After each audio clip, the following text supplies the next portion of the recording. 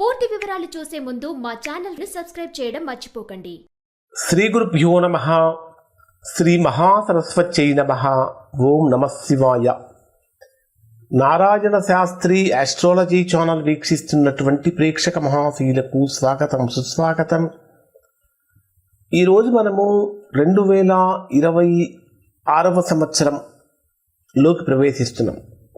ప్రేక్షక మహాశీలందరికీ కూడా నూతన ఆంగ్ల సంవత్సర శుభాకాంక్షలు తెలియజేసుకుంటూ ఈ 2026వ సంవత్సరం జనవరి 1వ తేదీ నుంచి 10వ తేదీ వరకు మిథున రాశిలో జన్మించినటువంటి వారికి ఏ విధంగా ఉండబోతుంది, ఓవరాల్గా ఎటువంటి ఫలితాలు పొందుతారు, అలానే రోజువారీగా ఎటువంటి ఫలితాలు పొందుతారు, ఏ రోజు బాగుంటుంది ఏ రోజు బాగోదు, అలానే ఒకవేళ ప్రతికూలతలు కనుక ఉంటే ఎటువంటి పరిహారాలు చేసుకోవాలి అనేటటువంటి మొదలైన అన్ని విషయాలు కూడా మనం ఈ వీడియోలో తెలుసుకుందాం. ఇక్కడ ఈ రాశి వారిని కనుక పరిశీలించినట్లయితే మిథున రాశికి ప్రధానంగా మీ జన్మరాశిలోనే గురుడు సంచరిస్తున్నాడు. జన్మరాశిలో గురుడు కనుక సంచరిస్తే ఇది చాలా పవర్ఫుల్ అని చెప్పాలి. ఎందుకంటే ఇది ఈ కాలానికి చాలా హైలైట్. ఎందుకంటే కొత్త సంవత్సరంలో జన్మరాశిలో గురుడు ఉండటం అనేటటువంటి చాలా యోగాన్ని ఇచ్చేటటువంటి అంశం. విద్య పరంగా కానీ, కమ్యూనికేషన్ పరంగా కానీ, టీచింగ్ కానీ, మార్కెటింగ్లో ఉన్న వారికి కానీ, ట్రేడింగ్ రంగాల్లో ఉన్నటువంటి వారికి కానీ, ఉద్యోగ పరంగా కానీ బ్రహ్మాండమైనటువంటి లాభాలు కలుగుతాయి. ఉద్యోగపరమైనటువంటి ఆనందాన్ని కూడా పొందుతూ ఉంటారు. అంటే మీ యొక్క మాటలతోటి అవకాశాలు మీ దగ్గర దాకా వస్తూ ఉంటాయి. ముఖ్యంగా చెప్పాలంటే జ్ఞానం పంచేటటువంటి వారికి బ్రహ్మాండమైనటువంటి గుర్తింపు కూడా లభిస్తుంది అని చెప్పాలి.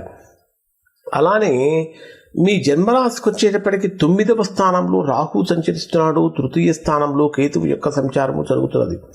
ఈ 9వ స్థానం అంటే భాగ్యస్థానము, అదృష్ట స్థానం అంటాము. అదృష్ట స్థానంలో మాయాగ్రహమైనటువంటి రాహు యొక్క సంచారం ఈ రాశి వారికి ఉపయోగకరంగానే ఉంటుంది. ఎందుకంటే technology, online, AI, social media, networking వీటి ద్వారా ఆకస్మికమైనటువంటి అవకాశాలు పెరుగుతూ ఉంటాయి. ఆకస్మికమైన లాభాలు కూడా కలుగుతూ ఉంటాయి. కానీ షార్ట్ కట్స్ పట్ల, ఫేక్ హామీల పట్ల మిథున రాశి వారు చాలా చాలా జాగ్రత్తగా ఉండాలి.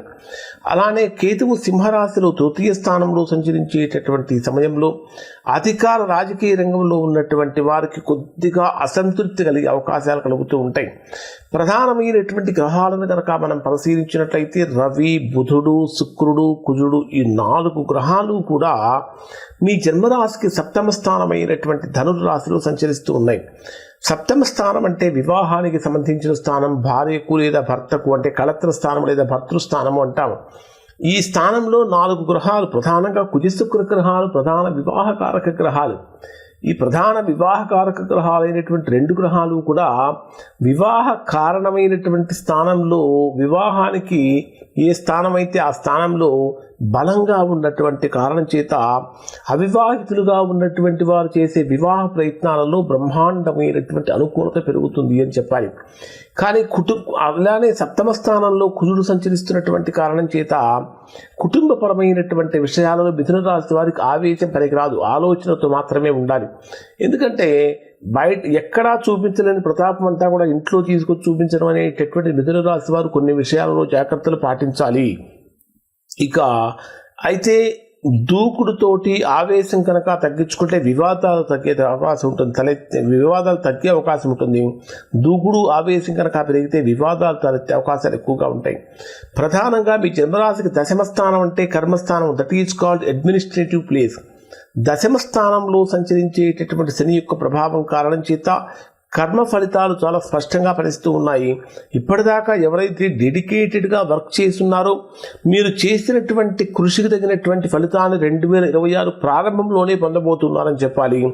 ముఖ్యంగా చెప్పాలంటే ఇక్కడ సేవా రంగాల్లో ఉన్నటువంటి వారు కానీ, ఆశ్రమాలు నడిపేవారు కానీ, ఆధ్యాత్మిక సంస్థల్లో ఉన్నటువంటి వారు కానీ వీళ్ళు లాభపడతారు.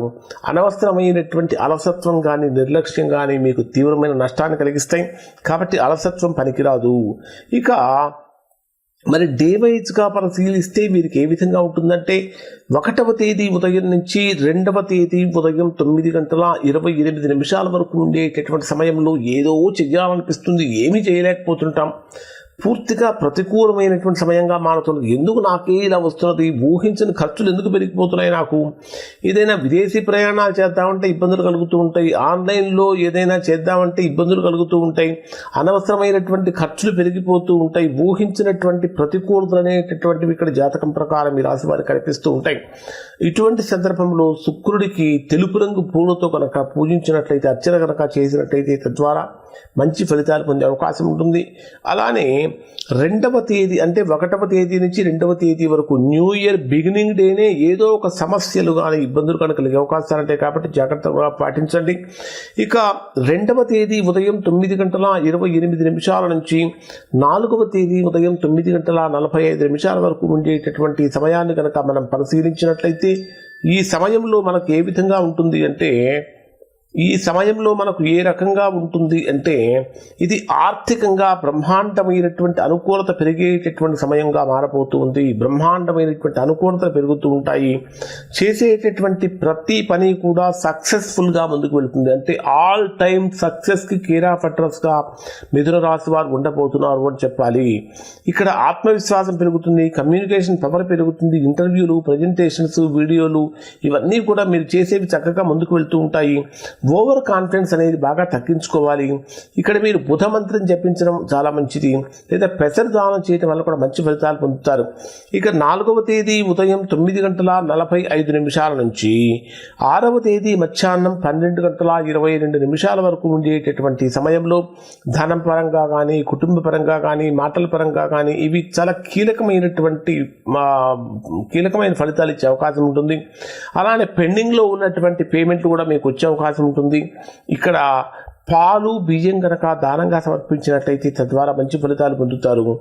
6వ తేదీ మధ్యాహ్నం 12:22 నుంచి 8వ తేదీ సాయంత్రం 6:45 వరకు ఉండేటటువంటి సమయంలో ఇది మీకు మిథున రాశిలో జన్మించినటువంటి వారు సాహసోపేతమైన నిర్ణయాలతో మంచి రిలేషన్స్ ఏర్పరచుకుంటారు. సోదర సంబంధాలు మెరుగుపడతాయి. సిబ్లింగ్స్తో అంటే తోబుట్టువులతో మంచి సంబంధాలు మెరుగుపడతాయి. ఇప్పటిదాకా ఏదైనా సమస్యలు కనుక ఉంటే ఆ సమస్యలను కూడా తొలగించుకుంటూ ఉంటారు. ఇక్కడ మీరు సూర్య నమస్కారాలు చేయడం వల్ల మంచి ఫలితాలు పొందుతారు.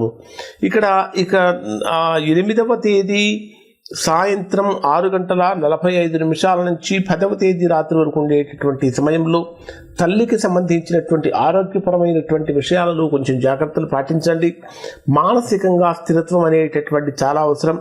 మీకు వీలైతే వినాయకుడిని గరికతో పూజ చేయటం వల్ల, అంటే గణపతిని గరికతో పూజ చేయటం వల్ల మంచి ఫలితాలు పొందుతారు.